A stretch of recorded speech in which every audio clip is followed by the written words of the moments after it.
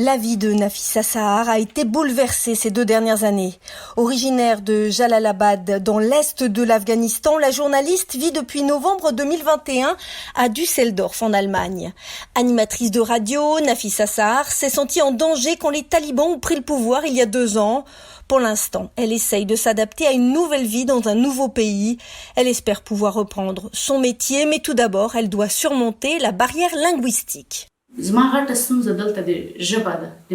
Pour moi, le plus gros travail est la langue. À moins que j'apprenne l'allemand, je ne peux pas travailler en tant que journaliste ou gérer des activités courantes. Nafissa Sahar fait partie des centaines de journalistes qui ont fui l'Afghanistan depuis la prise du pouvoir par les talibans. Beaucoup d'entre eux sont confrontés à des problèmes similaires pour s'adapter à la vie en Europe ou aux États-Unis.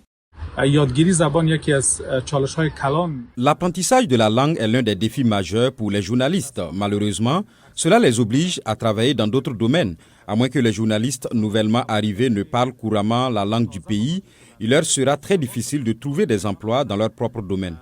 Le retour des talibans a eu un effet terrible sur l'environnement médiatique autrefois très dynamique de l'Afghanistan, le pays se classant très mal sur l'indice mondial de la liberté de la presse.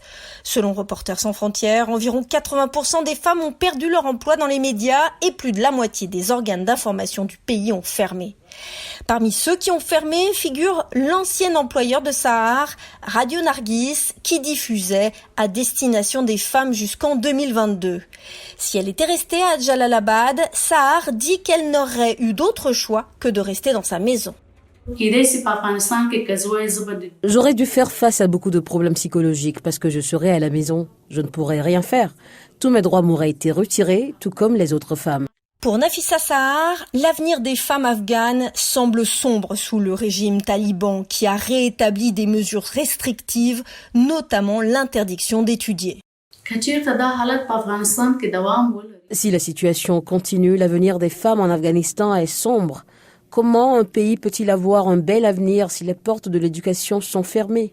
Pourtant, elle espère qu'un jour, la situation s'améliorera et qu'elle pourra rentrer chez elle et continuer à travailler dans le journalisme.